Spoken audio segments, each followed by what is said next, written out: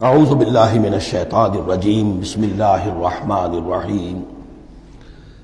اب حضرت موسیٰ علیہ السلام کا وہ واقعہ آ رہا ہے کہ جب کہ مصر سے اپنی قوم کو لے کر نکلے، صحرائے سینا میں رہے، کوہ طور پر بلائے گئے، تورات دے دی گئی۔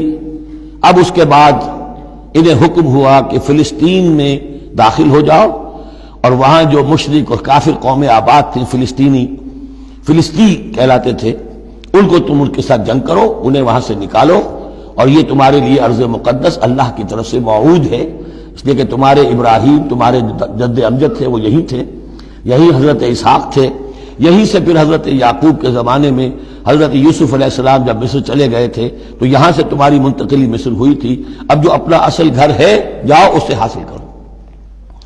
لیکن جب جنگ کا موقع آیا، پوری قوم نے کوڑا جواب دے دیا کہ ہم جنگ کرنے کے لیے تیار نہیں۔ اس پر حضرت موسیٰ علیہ السلام کے مزاج میں جو تلخی پیدا ہوئی اور طبیعت کے اندر یوں سمجھیے بیزاری کی شدت پیدا ہوئی، وہ آپ دیکھیے گا کہ ہم یہ سمجھتے ہیں کہ رسول جو ہے وہ اپنی امت کے حق میں شفقت ہی شفقت ہوتا ہے، شفقت بھی ہے، جیسے اللہ کا معاملہ رؤوف بھی ہے، ودود بھی ہے، لیکن عزیز انتقام بھی ہے، انتقام لینے والا بھی ہے۔ یہ دونوں شانیں ہیں۔ رسول کا معاملہ بھی یہی ہے، شفیق بھی ہے لیکن غیور بھی ہے، دین کی غیرت اس میں ہے، آپ سے بڑھ کر اللہ کے دین کی غیرت اس میں ہے، تو آخر ظاہر بات ہے کہ آپ کے طرز عمل سے بیزاری بھی ہوگی۔ پھر ان دونوں چیزوں کو سامنے رکھیے۔ اور یہ بات ذرا میں عرض کر دوں، تھوڑی سا نکتہ ہے سمجھنے کا، کہ چونکہ اس قوم کو اب تک بہت سا تجربہ ہوا تھا معجزوں کا، پیاس لگی، ہم سورہ بقرہ میں پڑھ آئے ہیں، ایک ضرب لگی چٹان پر 12 چشمے پھوٹ گئے، کوئی محنت تو کرنی نہیں پڑی۔ بھوک لگی، من و سلوہ نازل ہو گیا۔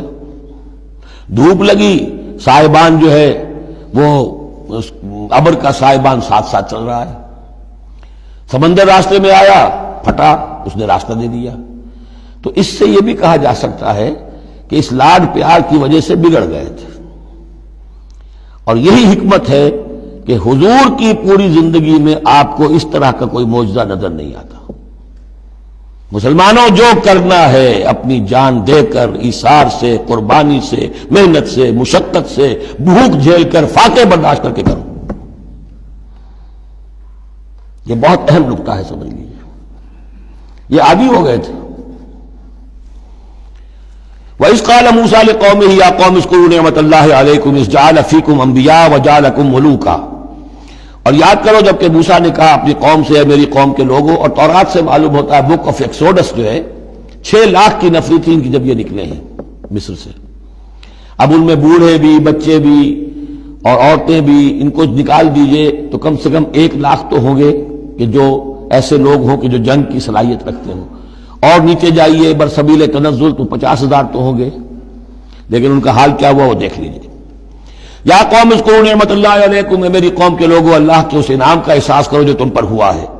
اذ جعل فیکم انبیاء، جبکہ تمہارے اندر اس نے نبی اٹھائے، یعنی خود میں نبی ہوں، میرے بھائی ہارون نبی ہیں، حضرت موسیٰ نبی تھے، حضرت یوسف نبی تھے جو آئے تھے۔ وجعلکم ملوکا، اور تمہیں بادشاہ بنایا ہے۔ بادشاہ بنایا ہے تو ظاہر بات ہے اس وقت تک اگرچہ ان کی بادشاہت تو قائم نہیں ہوئی تھی، ہو سکتا ہے یہ پیشین گوئی ہو کہ جو بتائی جا رہی ہو کہ آئندہ تمہیں اللہ تعالیٰ زمین کی سلطنت بھی اور خلافت بھی دینے والا ہے، جیسے کہ حضرت داؤد اور حضرت سلیمان کے زمانے میں ہوئی۔ ایک رائے یہ بھی ہے کہ چونکہ حضرت یوسف کے زمانے میں انہیں بڑا اقتدار حاصل ہو گیا تھا، بادشاہ تو نہیں تھے، لیکن یہ کہ واقعتاً بادشاہوں کے بھی، جن کو کہتے ہیں کہ پیرزادے ہونے کے اعتبار سے بادشاہوں کے بھی مخدوم تھے اور ممدوح تھے، تو شاید اس کی طرف اشارہ ہو۔ وَآتَاكُم مَّا لَمْ يُؤْتِ أَحَدًا مِّنَ الْعَالَمِينَ، اور تمہیں وہ ساری چیزیں دیں جو پوری دنیا میں تمام جہان والوں میں کسی کو نہیں دی۔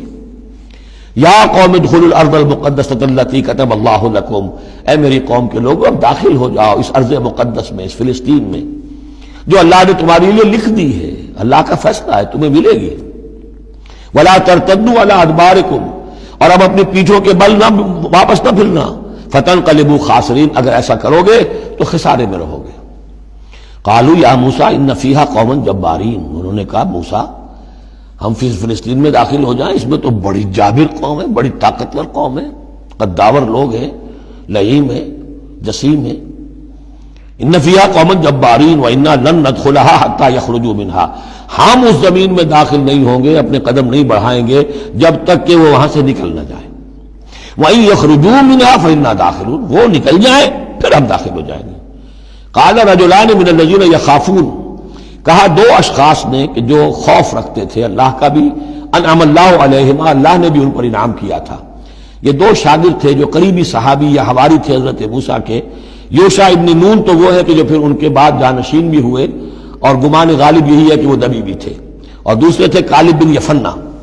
تو ان دونوں نے اپنے قوم کے لوگوں کو سمجھانا چاہا۔ قال رجلان من الذین یخافون انعم اللہ علیہما ادخلوا علیہم الباب، ہمت کرو دروازے میں ایک دفعہ گھسو تو صحیح۔ فاذا دخلتموہ فانکم غالبون، جب تم داخل ہو جاؤ گے تو غلبہ تمہیں مل جائے گا۔ وعلی اللہ فتوکلوا، اللہ پر توکل کرو، ان کنتم مؤمنین، اگر تم مومن ہو۔ قالوا یا موسیٰ انا لن ندخلها ابدا، انہوں نے کہا موسیٰ ہم تو کبھی بھی، یہ ترجمہ کبھی بھی اصل میں کیا گیا ہے اس مصحف میں بھی، لیکن یہ گرامر کے اندر عربی محاورے میں ابدا، ہرگز ہرگز، ہم ہرگز ہرگز داخل نہیں ہوں گے۔ یا موسیٰ لن ندخلها ابدا، ہم ہرگز داخل نہیں ہوں گے، ما داموا فیہا، جب تک کہ وہ اس میں موجود ہیں۔ فاذهب انت وربک، جاؤ تم اور تمہارا رب، اور یہ میری طرف سے اضافہ کر لیجئے، ساتھ اپنی لٹھیاں بھی لے جاؤ، یہ تمہارا عصا جو ہے اتنے بڑے بڑے کارنامے دکھائے ہیں، یہ بھی ساتھ لے جاؤ۔ فَذْهَبْ أَنْتَ وَرَبُّكَ فَقَاتِلَا، اور جا کے قتال کرو، إِنَّا هَاهُنَا قَاعِدُونَ، ہم تو یہاں بیٹھے ہیں، زمین جنبت نہ جنبت محمد، ہم تو یہاں ٹکے ہوئے، ہم نہیں ہلیں گے۔ قال رب، اب دیکھیے بیزاری، وہی حضرت موسیٰ سورہ قصص میں آپ واقعہ پڑھیں گے کہ ایک قبطی جو تھا وہ مار رہا تھا ایک اسرائیلی کو، تو اس کی طرف سے پھر مدافعت کرتے ہوئے حضرت موسیٰ نے ایک مکہ رسید کیا اور اس قبطی کی جان نکال دی۔ فَوَقَذَهُ مُوسَىٰ فَقَضَىٰ عَلَيْهِ، اس وقت اتنی محبت اپنی قوم سے، اور اب کیا حال ہے؟ قال رب انی لا املک الا نفسی واخی، انہوں نے عرض کیا پروردگار مجھے تو اختیار نہیں ہے سوائے اپنی جان کے اور اپنے بھائی ہارون کی جان کے۔ فَفْرُقْ بَيْنَنَا، باقی یہ پوری قوم انکار کر رہی ہے تو اب تفریق کر دے، علیحدہ کر دے، جدائی ڈال دے ہمارے مابین، وَبَيْنَ الْقَوْمِ الْفَاسِقِينَ، اور ان ناہنجار لوگوں کے درمیان، میں اب ان کے ساتھ رہنا نہیں چاہتا۔ آج کی اصطلاح میں ہم کہہ سکتے ہیں میرا استعفیٰ قبول فرما لے، کہ میں اب ان کے ساتھ نہیں رہنا چاہتا، ان کی ناہنجاری، جو کچھ انہوں نے دیکھا ہے، میرے ہاتھوں سے جو معجزے دیکھے ہیں، میرے اور ان کے درمیان اب تفرقہ پیدا کر دے۔ اللہ نے یہ درخواست قبول نہیں کی، لیکن یہ کہ تذکرہ بھی نہیں کیا۔ قال فإنها محرمة عليهم 40 سنة، نہیں، ہم جو سزا انہیں دے رہے ہیں وہ یہ ہے کہ اب یہ ارض مقدس، اگر یہ بزدلی نہ دکھاتے ابھی ہم انہیں دے دیتے، اب انہوں نے بزدلی دکھائی ہے تو اب یہ ان پر حرام رہے گی 40 برس تک۔ یتیہون فی الارض، اسی صحرا میں، اسی صحرائے سینا میں، سینائی پیننسولا، یہ بھٹکتے پھریں گے۔ فلا تأس علی القوم الفاسقین، تو اب آپ اس فاسق لوگوں کے بارے میں اب آپ افسوس نہ کریں، اپنے دل کے اندر رنج نہ لیں، اب جو کچھ ان پر بیتے گی، لیکن بہرحال آپ ان کی طرف رسول بنا کر بھیجے گئے ہیں، جب تک زندگی ہے آپ کو ان کے ساتھ رہنا ہے۔ یہاں ذرا یاد کر لیجئے کہ جو حضرت موسیٰ نے کہا انی لا املک الا نفسی واخی، حضور سے کیا کہا گیا تھا سورہ نساء میں؟